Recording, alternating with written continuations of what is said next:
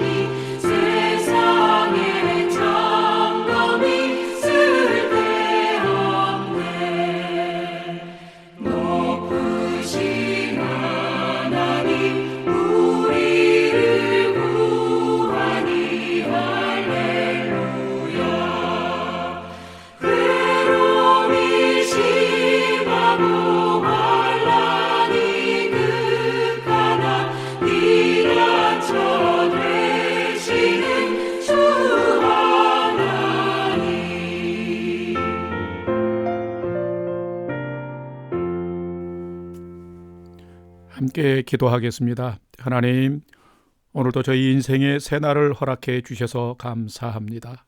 오늘도 말씀 앞에 섭니다. 말씀을 묵상할 때에 말씀의 비밀을 깨달아 알게 해 주시고 그 말씀에 순종하는 오늘 하루가 되게 해 주옵소서. 오늘도 저희의 영혼과 삶의 진리의 빛, 은혜의 빛을 비춰 주시옵소서. 예수님의 이름으로 기도드립니다. 아멘. 이제 오늘의 말씀 묵상 본문을 봉독하겠습니다. 오늘 본문은 사사기 11장 12절에서 28절까지의 말씀입니다. 오늘의 묵상 본문을 함께 봉독하겠습니다. 12절입니다.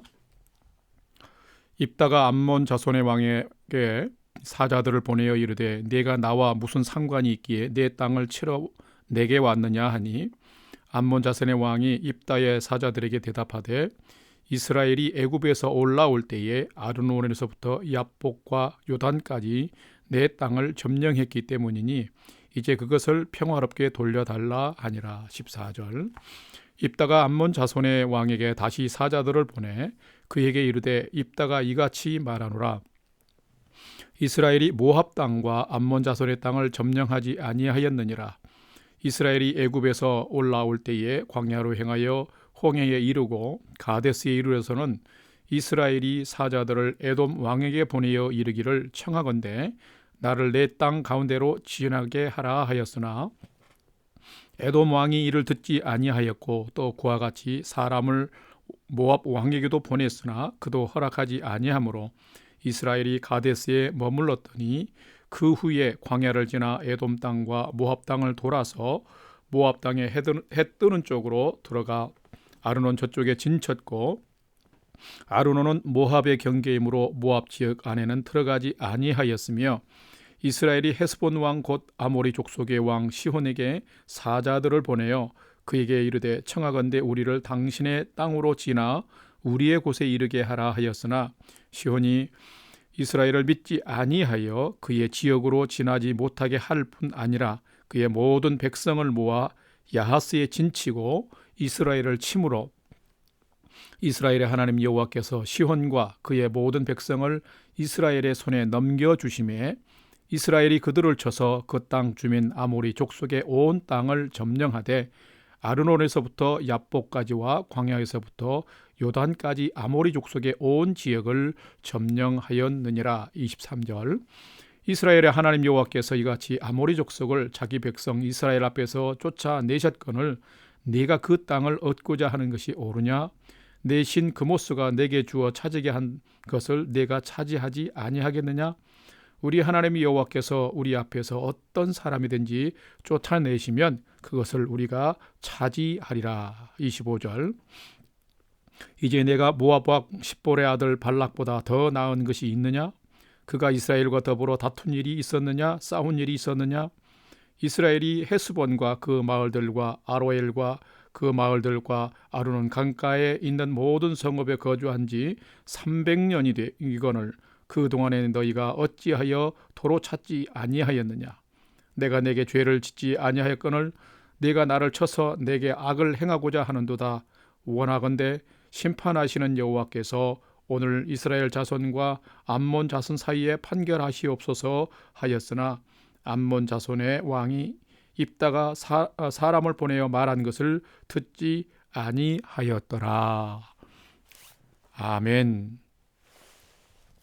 이제 오늘의 말씀 묵상을 함께 나누겠습니다. 첫 번째로 먼저 오늘 묵상 본문의 핵심 줄거리를 살펴보겠습니다.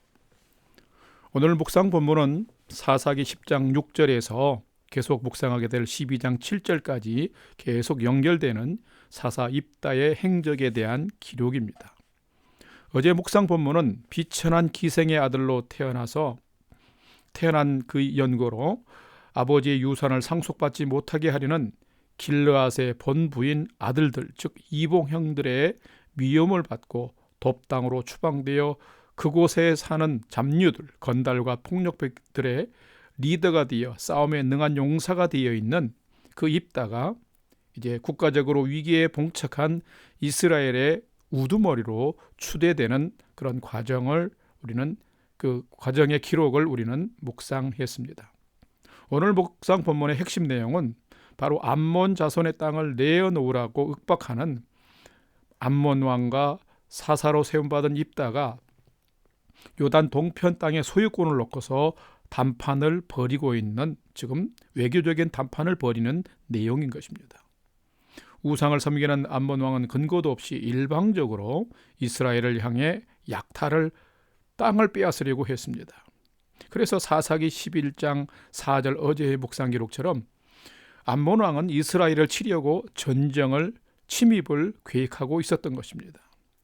오늘 본문의 핵심은 이런 상황에서 사사 입다가 요단 동편의 땅을 내놓으라는 암몬 왕의 요구와 침략 계획이 얼마나 무모하고 터무니없는 일인지를 역사적인 근거, 신학적인 근거, 당시 상황과 상식적인 근거를 가지고 명확하게 지금 사신들을 통해서 반박하고 있습니다. 오늘의 말씀 묵상은 오늘날 교회에도 연약함이 많지만은 터무니없이 교회의 정체성과 정당성을 짚밟고 이성 없이 비난하는 그런 말도 안 되는 말로 교회를 비난하고 비판하는 사람들과 세상을 향해서 우리는 어떻게 살아가야 되며 어떤 자세를 유지해야 되는지 많은 생각을 해주는 말씀입니다. 이제 두 번째로 본문 묵상 본문에 나타난 하나님은 어떤 분인지를 살펴보겠습니다. 오늘 본문에 나타난 하나님은 진실을 외면하고 거짓과 불의를 행하는 자를 징계하시고 심판하는 분이심을 기록하고 있습니다. 오늘 본문 사사기 11장 20절에서 21절까지 함께 봉독하겠습니다. 시혼이 이스라엘을 믿지 아니하여 그의 지역으로 지나지 못하게 할 뿐 아니라 그의 모든 백성을 모아 야하스에 진치고 이스라엘을 치므로 이스라엘의 하나님 여호와께서 시혼과 그의 모든 백성을 이스라엘의 손에 넘겨주시매 이스라엘이 그들을 쳐서 그 땅 주민 아모리 족속의 온 땅을 점령하되. 아멘. 이제 방금 그 봉독한 말씀을 근거로 해서 하나님께 징계를 받는 불의한 자들의 두 가지 경우를 잠깐 살펴보려고 합니다. 하나는 방금 본문 자체에 담긴 역사적인 과거입니다.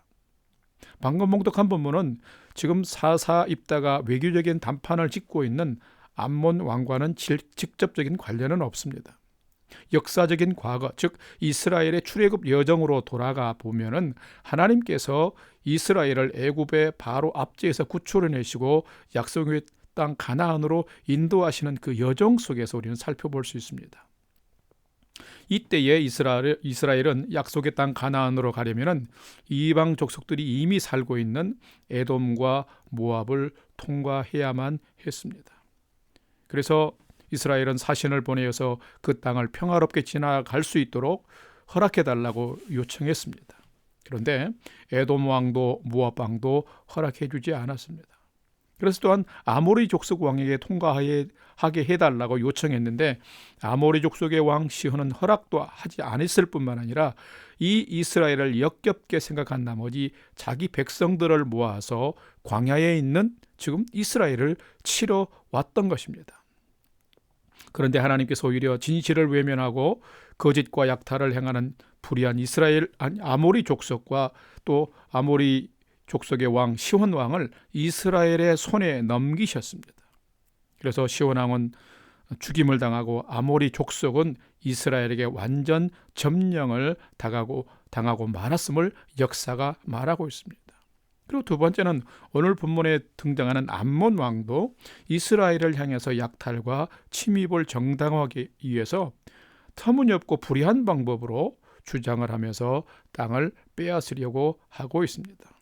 그러나 결국 이스라엘과 암몬이 전쟁을 해서 이제 내일 또 묵상하게 되는 다음에 연결되는 본문을 보게 되면 거짓과 불의의 암몬 족속은 결국 하나님이 세우신 하나님이 허락하신 사사 입다가 이끄는 이스라엘에게 처절한 패배를 당하고 맙니다.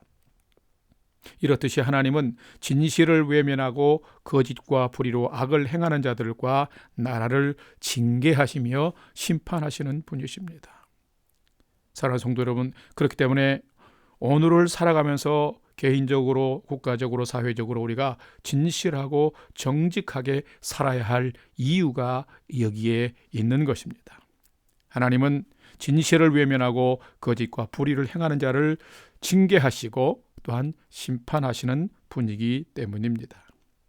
세 번째로 오늘 묵상 본문이 나와 우리에게 주시는 교훈과 메시지를 두 가지를 연결해서 같이 살펴보겠습니다. 첫 번째는 하나님의 사람들은 하나님께서 행하신 역사와 은혜를 잘 기억하며 살아야 한다라는 것입니다. 그리고 두 번째는 진정한 성도는 하나님의 백성으로서의 정당성을, 믿음의 정당성을 분명히 가지고 살아야 한다라는 것입니다. 오늘 본문 14절 말씀과 23절 말씀을 함께 봉독하겠습니다. 14절입니다. 그에게 이르되 입다가 이같이 말하노라. 이스라엘이 모압 땅과 암몬 자손의 땅을 점령하지 아니하였느니라. 하나님이 하셨다는 거죠.